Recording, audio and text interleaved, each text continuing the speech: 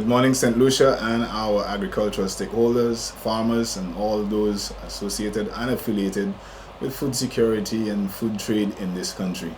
As you may be aware, we in that time of year again when we have storms and looming disasters, and the Met Office would have indicated that we are anticipating a direct hit from Storm Brett.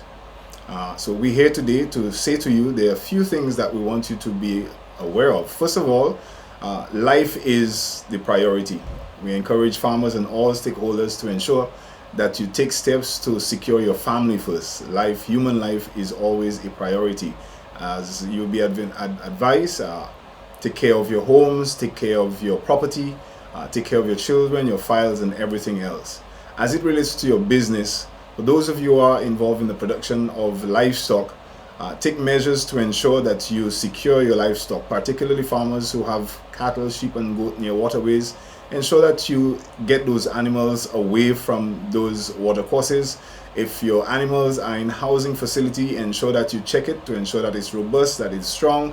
If you need to make adjustments to the roofing or anything, that you take care of those.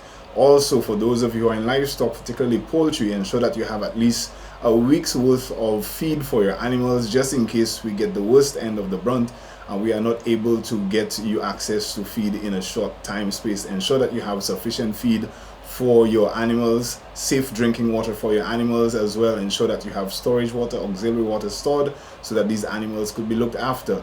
For those of you who are involved in crop production, if there are crops that are ready for harvest, we encourage you to harvest those and perhaps seek to dispose of them as soon as you can. Perhaps you could speak with some of your buyers to see if there was a possibility of them absorbing it and storing it during this time.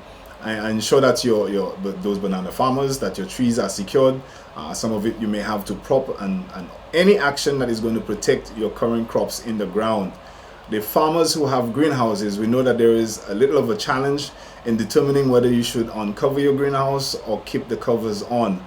By later this afternoon or early in the morning of Thursday, we hope that we get proper direction. So please be on standby so that in a short space of time you are able to go out to your greenhouse facilities and take a determination whether these covers should remain or whether they should be removed. Those of you who are involved in farm machinery, ensure that your machinery is in a secure place. Do not leave it in places that are flood prone.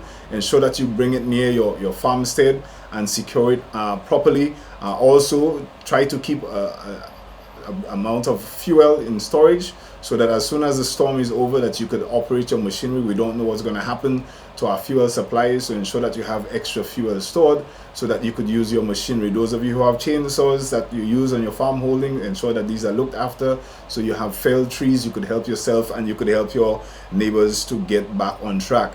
We also encourage you to ensure that your supplies, your fertilizers, your seeds, and other supplies that are susceptible to the rain and water, that you ensure that you put it in a secure, dry place.